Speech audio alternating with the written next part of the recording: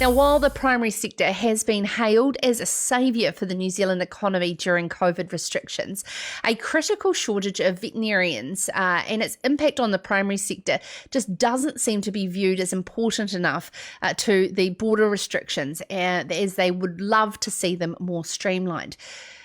There has been exemptions, you may have heard, to build billionaires' golf courses, build or repair racetracks, and for shearers. But so why are veterinarians at least as important supporting the economic functioning of this country? Joining us now to discuss is the New Zealand Veterinary Association's Chief Veterinary Officer, Dr Helen Beattie. Helen, welcome to Sarah's Country. Hi, Sarah. Good evening. Good. I'm actually really looking forward to the end of this conversation because I bet you've got some four-legged friends that you're going to be able to share with us as well. Now, but firstly, can you give us a bit of a feel of the situation on the ground for veterinary practices around the country at the moment? Yeah, sure. I mean, I think this whole year has been something that we're all going to live to remember, right? So the veterinary profession is no different in that. Back in March, it was all a bit of a blur and rapidly changing world and trying to adapt to what was coming at us at the rate of knots. So that included, operating whether you're a small animal practice, an equine practice, or in rural practice, figuring out how to do things differently. So that impact has been on, depending on whether you're in Auckland or, have been out of lockdown for a longer period of time. On top of those struggles, we've got a chronic shortage of veterinarians in this country that has been a long-standing issue for, over a number of years. And that's been further exacerbated by these border restrictions. So has added an additional complexity and a level of stress for a lot of people. We've known about this shortage for a number of years, and actually internationally there are other countries that are struggling with the same thing. So we know we're not unique in that necessarily either. So we ran a quick survey, definitely wouldn't withstand peer review on our methodology and getting what we got, but we ran a quick and dirty survey to gather some data just very roughly to get a kind of an idea of what this gap looked like and what we were trying to address. Excuse me. So for our members, and we've got about 68% of the veterinarians in New Zealand, we were talking about a gap of somewhere in the 200 to 220 sort of number. And that was right across the whole sector. So big gap in the companion animal sector, actually, which is relevant to the conversation you've been having around pets and the importance of them in your family, Sarah. But also across the mixed animal practice part of our profession and also the more specifically just large animal bit.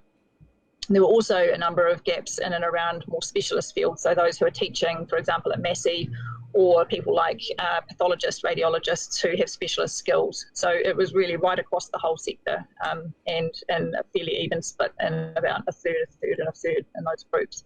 So pretty significant. As far as the wellbeing piece goes, the really strong message we got in our feedback on that survey was the pressure on those individual vets. So the first thing that happens is everyone just stretches themselves more and more to continue to provide service and support the people and look after the animals. So we have vets working huge hours, not getting time off, doing more after hours than they would normally be doing, which is inherently a very stressful thing to do anyway. And trying to fill the gap themselves, despite the fact there's a lack of resource. So that was a really clear message that came through, their own well-being. The flow-on effect from that, of course, is that there's only so much resilience that any one person has, and eventually, there's got to be a break point. And at that point, if we're talking about veterinarians not continuing to work within the profession, then we worry about farmers not getting the support they need, and secondarily, their animals not getting the support they need.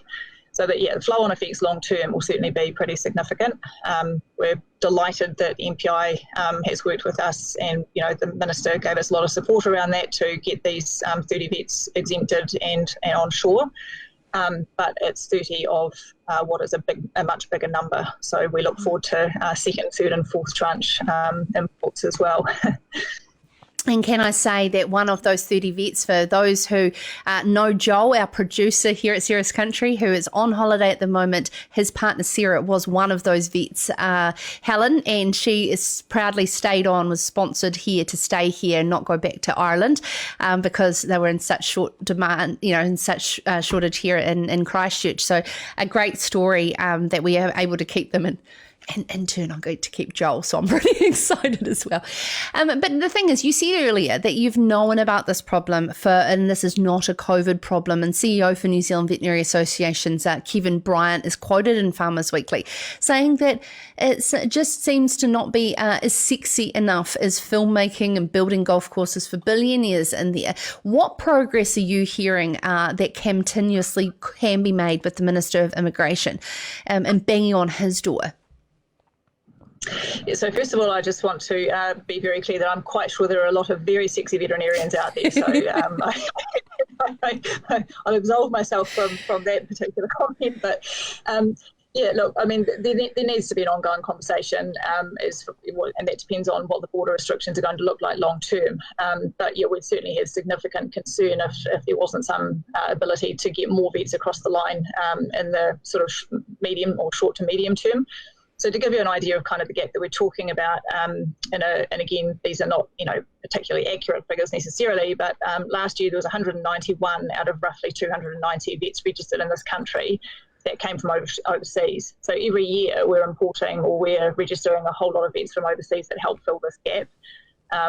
So that's 2/3, which is a huge number. So without that being able to help fill our workforce, then we're certainly going to be pretty stretched. We're stretched now, but certainly going to be ongoingly stretched if that doesn't change. Just to your point about Joel's partner, that's kind of a next piece of work that we're doing, because we're aware that there are actually veterinarians onshore currently whose visas are about to expire.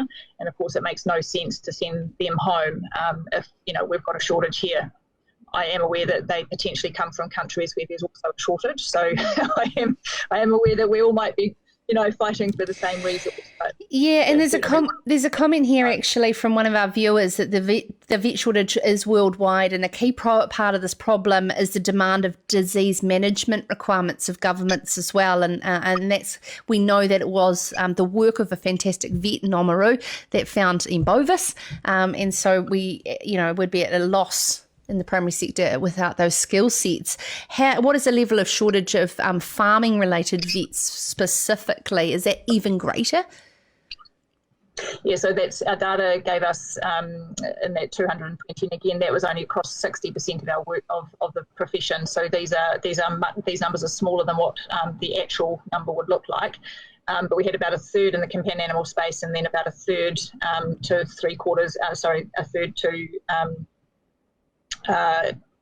a half in both mixed animal and large animal practice. Yeah. And then there was some equine and those other specialist areas. So we were talking about, say, 40 odd that we needed in mixed practice, and then around about another 24-ish in strictly large animal practice. So the mixed animal bit is, but that's dairy, sheep and beef, possibly horses and companion animal. So there's still those people who operate in that space rather than a specialist or special interest field. So yeah, it's a significant gap in that rural area. And to your point around Merlin, who diagnosed Bovis, that's one of the critical roles that vets do, right? So there's the animal welfare piece that kind of immediately falls out when people think about this, but actually, food safety around giving advice around the use of drugs and making sure we've not got residues in milk and meat is an important part. But also that biosecurity, that passive biosecurity surveillance role that vets do, which is exactly what Merlin did in diagnosing Mycoplasma bovis, is obviously absolutely critical. So it's really important that we have those vets on the ground, out on farm, and surveying for that all of the time. Helen, I just want to quickly ask you before we come about your four-legged friends, or they could be three-legged. We're not going to judge.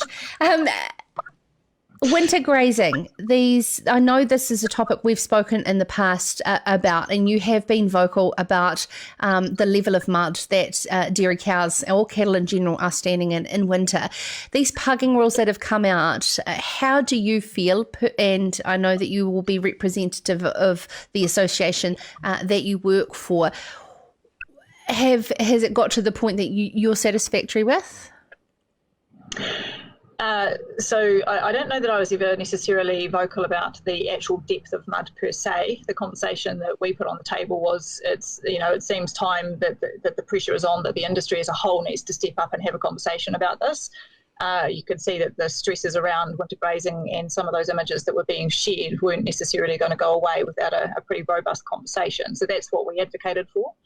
And so I think it's fair to say through that, with the setup of the task force and now subsequently the working group, the action group, that's been a good thing. That group will be where we look to understand what the expectations are and what the new expectations around winter grazing, including pugging and mud, and where that is and how deep it is. That's some of the information that we'll be expecting to get out of that action group as their work progresses. Yeah. So, yeah, I don't want to make a specific comment around it. What I would say is I think we've made there seems to have been huge improvements this year compared with previously, and it's tracking in the right direction. And I really think that the work that's being done to set an expectation across industry that everyone understands what we're talking about, what's in scope, what's out of scope, is going to be a fantastic launch pad to resolve the stresses that have fallen out of winter grazing. I've taken enough of your time, but I do need to sneak through. Who is that favourite, or is there more than one in your household of pets? No, I only have one cat. It's a geriatric black cat. For those of you who have some te reo will understand why she is therefore called Mangu. Yeah, she is in her twilight years, very deaf and somewhat blind, and getting progressively more demanding. So, yeah, we love her dearly. Oh, wonderful. And I'm sure she'll be in safe hands with you. This is Helen Beattie, the Chief Veterinary Officer for the New Zealand Veterinary Association. This is Sarah's Country.